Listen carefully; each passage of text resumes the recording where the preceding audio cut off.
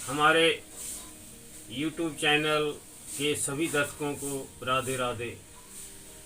बंधुओं, आज मैं भगवान श्री कृष्ण के बाल रूप का वर्णन कर रहा हूँ,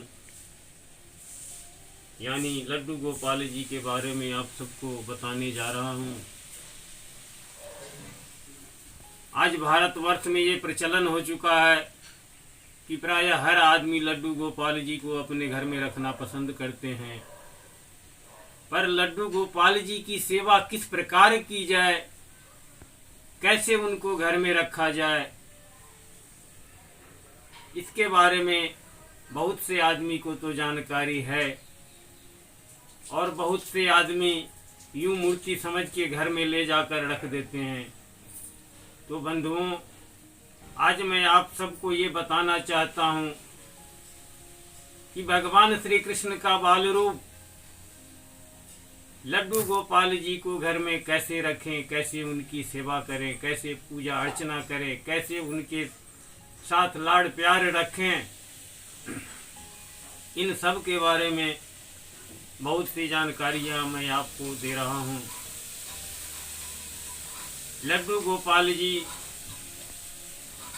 यूं तो नारायण का स्वरूप हैं, पर बाल रूप में होने के कारण उन्हें लाड़ प्यार मिलना बहुत जरूरी होना चाहिए, उनकी सेवा होनी चाहिए। जो हमारे धर्म और वैदिक रीतियां हैं, उसके हिसाब से भी लड्डू गोपाल जी की सेवा होनी चाहिए। तो बंधुओं, लड्डू गोपाल जी का स्वरूप बड़ा ही अनुपम और आनंददायी है। जिस भी परिवार में भगवान लड्डू गोपाल जी का सेवा होता है, वह परिवार धन धान्य और वैभव से भरपूर होता है। चारों तरफ खुशियां रहती है और सर्वत्र प्यार का माहौल बना रहता है और चारों तरफ लड्डू गोपाल जी के बाल रूप से शोभायमान रहता है।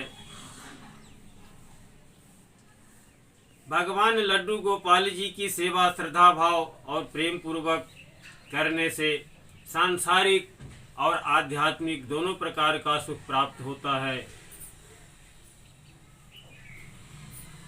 बंधुओं, भगवान का ये बाल रूप है, इसीलिए इन्हें एक बच्चे की भांति ही रखना श्रेष्ठकर होता है।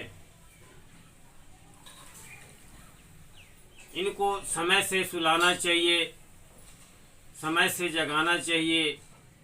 इनके खान पान का हर प्रकार से समय का हिसाब किताब रखना चाहिए। जिस तरह आप अपने घरों में अपने बच्चों के प्रति खाने पीने का, लाड़ प्यार का, सुलाने जगाने का व्यवस्था रखते हैं, उसी प्रकार से भगवान लड्डू गोपाल जी का भी व्यवस्था रखें। मन के अंदर अनुमान लगाते रहें, जैसे अपनों बच्चों के बारे में लगाते हैं कि अब बच्चे को प्यास लग गया होगा, अब भूख लग गया होगा। इसी प्रकार से लड्डू गोपाल जी के बारे में भी आपको इस चीज़ का ध्यान रखना पड़ेगा कि इनको पानी पिए काफ़ी देर हो गया, तो इनको प्यास लग गई होगी, इनको भूख लग गई होगी। दिन का दोपहर का कुछ ऐसा समय होता है जब भगवान को सुला देना चाहिए, क्योंकि बालक अक्सर दिन में सोया करता है। तो आप लड्डू गोपाल जी को भी सुलाने का प्रयत्न करें, ये नियम बना लें और रात में इनको सुलाना और जगाना ये भी आप अपने दिनचर्या में शामिल रखें। इस प्रकार से बहुत सारे ऐसे कुछ नियम है जो आपको अपनाना पड़ेगा। और खाना पीना में जूठा कभी भी इनको ना दें, क्योंकि ये भगवान नारायण का साक्षात बाल स्वरूप हैं। इसीलिए सुबह इनको जगाएं, ताली पीट के जगाएं या आवाज देकर जगाएं। तो इस प्रकार से लड्डू गोपाल जी को जगाएं पानी लेकर के उनका आँख नाक मुंह वगैरह पोंछ दे, फिर सूखे सूती वस्त्र से उनका मुंह पोंछ दें और बाहर ले जाके कुछ दूर उनको घुमाएं। जो प्रभात फेरी का एक स्वरूप होता है, इनसे क्या है, उनका नींद खुल जाएगा और उन्हें किसी प्रकार की असुविधा नहीं होगी। फिर लड्डू गोपाल जी को स्नान करावे, पूजा अर्चन करें, उसके बाद माखन मिश्री का भोग लगावें। फिर जब इनका खाना खाने का समय हो तो इन्हें खाना खिलाएं और घर के जो भी सदस्य हों इन्हें लाड़ प्यार दें, इन्हें दुलारे पुचकारें, इनका सम्मान करें। इस प्रकार की सेवा करने से लड्डू गोपाल जी की साक्षात कृपा उन परिवार पर रहती है और उन परिवार में किसी भी चीज़ की कभी कोई कमी नहीं पड़ती। बंधुओं, इस प्रकार सेवा करने से भगवान लड्डू गोपाल की साक्षात आशीर्वाद आप पर पड़ सकता है। बंधुओं, लड्डू गोपाल जी